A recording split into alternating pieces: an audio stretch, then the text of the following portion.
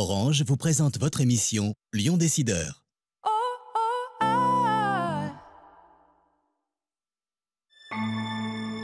Parce qu'il est essentiel d'être conseillé, depuis 40 ans, nos équipes accompagnent votre entreprise de sa création à sa transmission.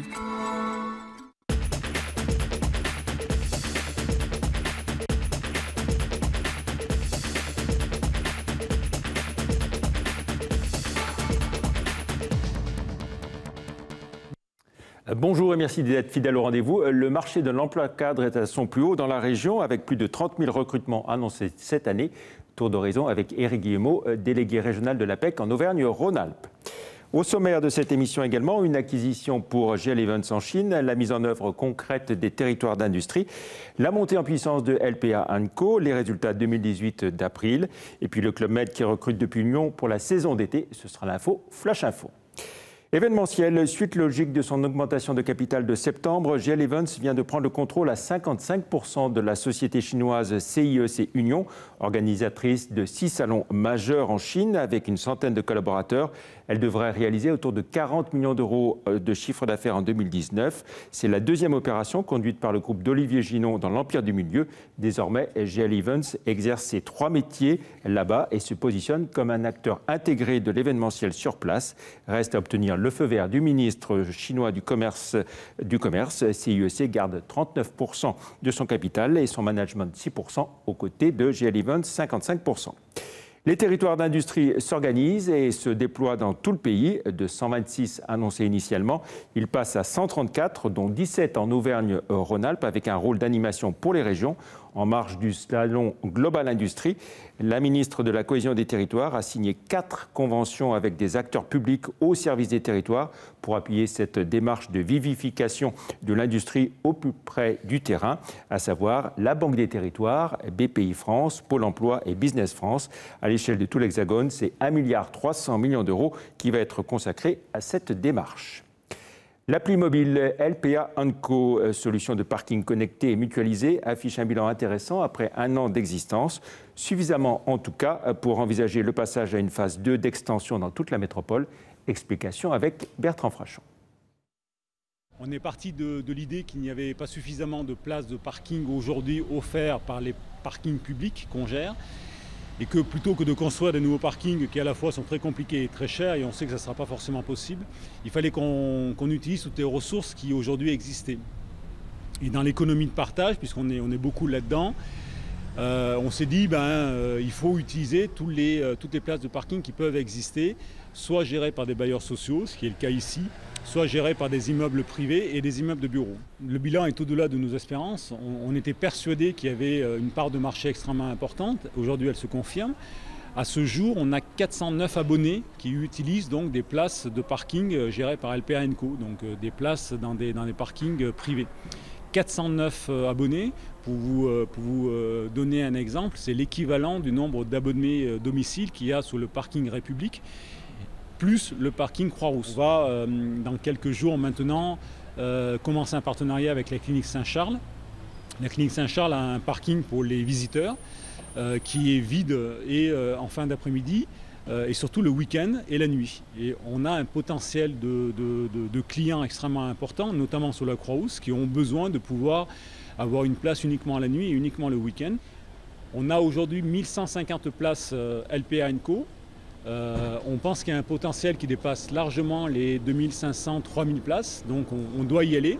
Combien de temps ça prendra? C'est le temps aussi qu'il faudra pour convaincre les propriétaires, les promoteurs immobiliers et les gestionnaires de ces immeubles-là. Assurance, alors que l'Europe a donné son feu vert au rachat d'April par CVC Capital Partners, le groupe de Bruno Rousset présente des résultats en baisse avec un bénéfice net qui recule de 28% à 28 millions d'euros en raison d'une provision pour risque fiscal de quelques 15 millions d'euros. Le résultat opérationnel, lui, progresse de 10% à 82 millions sur un chiffre d'affaires en hausse quant à lui de 7,4%, juste en dessous du milliard d'euros. La cession d'April à CVC Capital Partners reste soumise à l'avis des autorités de la concurrence en France. L'opération devrait être bouclée au 2e trimestre 2019. Enfin, l'info Flash Info, ce sont les classiques recrutements du Club Med pour la saison d'été. 1000 recrutements de GO et de GE pour les 41 villages de la zone Europe, Afrique, Moyen-Orient. Recrutement assuré depuis le siège lyonnais du groupe, des saisonniers qui assurent en moyenne 8 saisons de suite au Club Med avec un taux de fidélisation de quelques 70%. Et on retrouve à présent notre invité, Éric Guillemot, bonjour. Bonjour. Vous êtes donc le délégué régional de l'APEC en Auvergne-Rhône-Alpes. Chaque année, vous publiez vos perspectives pour le marché de l'emploi cadre et elles sont particulièrement bonnes, on peut le dire, dans l'ensemble de la France et dans toute la région, bien sûr. Tous les voyants sont au vert, on peut le dire. On peut le dire, tous les voyants sont au vert au national et puis ça se confirme de manière forte dans notre région, effectivement. Alors pour commencer, peut-être un retour sur l'année 2018, avant de parler de 2019. 2018, donc près de 30 000 recrutements de cadres dans cette région. On a frôlé 29 500, pas loin, donc c'est un cap historique, puisque dans les années précédentes, on était, suivant les années, 10, 15, 20. Oui. Voilà, et là, on est passé effectivement tout proche de ces 30 000. Alors là, c'était une progression de 6% en 2018 ? C'est ça. 6% par rapport à 2017. Alors 2017 avait connu une très très forte progression, donc c'est un peu moins fort, mais ça continue effectivement dans cette tendance. Des recrutements tirés à la fois par les services, c'est classique, mais par l'industrie aussi. Par l'industrie aussi. Alors c'est intéressant. Oui, alors vous avez parlé de Global Industries qui est aujourd'hui, enfin ces quelques jours sur Lyon. C'est une place forte de l'industrie au Auvergne-Rhône-Alpes et ça se démontre puisqu'effectivement, alors là je me projette en 2019, ce sera un recrutement sur 5 qui se fera dans l'industrie. C'est une particularité. Elle revendique le titre de première région industrielle de France. Elle peut le revendiquer. Voilà. Si on regarde les fonctions qui ont été recherchées, recrutées, donc à la fois informatique, commercial et puis recherche et développement. Oui, alors je vais le faire dans un autre sens. Il y a effectivement tout ce qui est recherche et développement, études. Ça répond à un enjeu qui va continuer en 2019, c'est-à-dire c'est un enjeu d'innovation. Ensuite, on a effectivement l'informatique. Et là, c'est l'enjeu de la digitalisation, de la numérisation. Et puis derrière, il faut développer les entreprises, il faut commercialiser tout ça. Et on a toujours besoin de commerciaux. Ce sont effectivement les fonctions qui sont les plus recrutées. Et puis alors, si on regarde maintenant les profils qui ont été recrutés, donc entre les jeunes diplômés, les cadres confirmés et puis les seniors. Alors c'est la bonne période pour les jeunes, en fait, puisque en 2018 et 2019, ce sera à peu près pareil. C'est presque un recrutement sur 2 qui concerne des jeunes cadres qui ont moins de 5 ans d'expérience. C'est 20% aussi, juste pour les jeunes diplômés. Ça, c'est logique en même temps parce que nous sommes dans un marché tendu pour l'emploi cadre, tendu pour les entreprises qui ont du mal à recruter. Donc elles se tournent bien entendu vers des profils plus jeunes. Voilà. Et puis après, les gros bataillons, bien sûr, c'est les cadres confirmés entre 5 et 10 ans d'expérience. Bien sûr, ça c'est logique, c'est le gros bataillon, mais dans les projections, on va en recruter moins qu'on va recruter de jeunes. Voilà. Seniors, en revanche, ça reste à la traîne. Ça reste toujours à la traîne, malheureusement. Les promotions internes ont bien progressé aussi, alors peut-être parce que les entreprises ont du mal à recruter. Exactement. On a parlé des recrutements, des 30 000, mais c'est vrai qu'on a eu en 2018 presque plus de 7 000, enfin pas loin de 7 000 promotions internes. C'est 15% de plus que par rapport à 2017, et vous avez totalement raison, c'est en lien aussi avec les difficultés de recrutement de compétences cadres des entreprises qui vont se tourner aussi vers l'interne et promouvoir des compétences qu'ils ont, qu'ils vont former, qu'ils vont adapter à leurs besoins. On en vient à 2019, donc les perspectives pour cette année 2019, donc on va franchir la barre des 30 000 dans la région, recrutement de Oui. Alors, pour les projections, on donne des fourchettes. Et si on se place au milieu de la fourchette, on sera plutôt plus proche des 31 000. Oui. Donc là, on est vraiment... La fourchette, c'est entre 30 200 et 32 500. Ouais, c'est ça. Donc on se dit qu'on devrait être aux alentours de 31 000 recrutements, ce qui est vraiment un record toute catégorie. Les profils recherchés? Les mêmes. Les mêmes? Les mêmes, oui, bien sûr. Il n'y a pas beaucoup d'évolution d'une année sur l'autre. Nous sommes dans une période où, de toute façon, ce sont les profils que j'ai évoqués. Pareil pour les fonctions, toujours... C'est effectivement... Il n'y a pas une grosse différence, en fait, entre 2018 et 2019. On va prendre une période plus large. Voilà, on est dans une période de ce type. Et puis, industrie et services, toujours Ce sont les mieux orientés, ce sont les secteurs aussi qui sont les plus optimistes pour 2019 quand on demande aux entreprises si elles pensent recruter. Les deux secteurs qui effectivement ont cet optimisme le plus grand, c'est effectivement l'industrie et les services. Alors dans les services, il y a plein de choses. Dans les services, ça va être l'informatique, les télécoms, ça va être aussi tout ce qui est ingénierie, recherche et développement, et puis toutes les sociétés de conseil. Et on a beaucoup de grandes entreprises qui sont implantées dans la région. Oui, on entend même dire que l'agriculture cherche du monde pour la passation d'exploitation agricole. Hein. Oui. Alors il y a moins de cadres, mais effectivement, on recherche un peu partout. Oui. Par département, c'est l'Isère qui est en tête, enfin qui annonce le plus vouloir... Oui, alors c'est pareil, c'est la même question qu'on pose. Alors c'est logique, c'est l'Isère, et puis juste derrière, c'est le Rhône. Ce sont les deux départements qui comportent le plus grand nombre d'entreprises, des entreprises assez diversifiées aussi en termes de secteur d'activité. Et puis en même temps, ce sont des villes qui sont attractives. Donc bien évidemment, ce sont ces deux départements qui sont en tête de liste des départements les plus optimistes.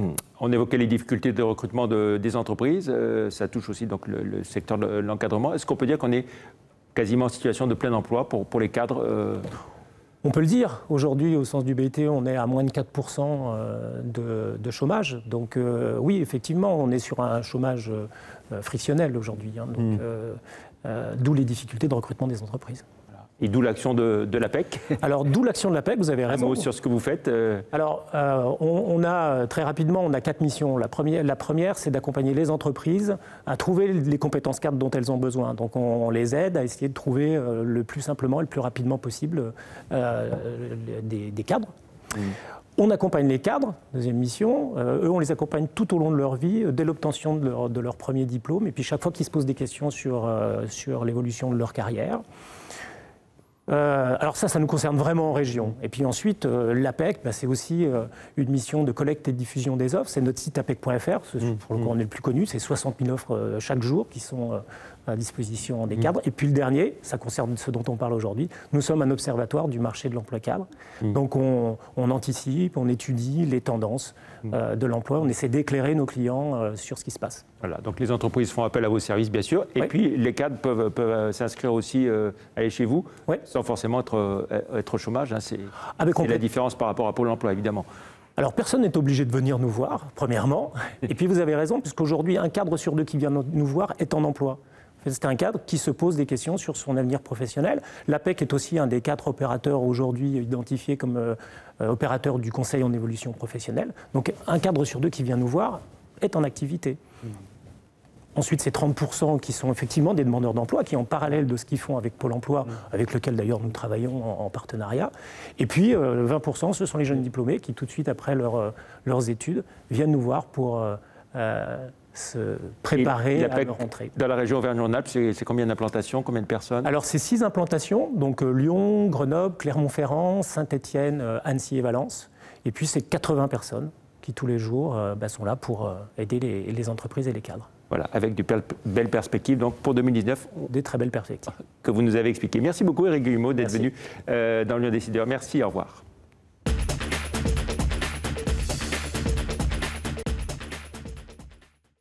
Orange vous présente votre émission Lion Décideur.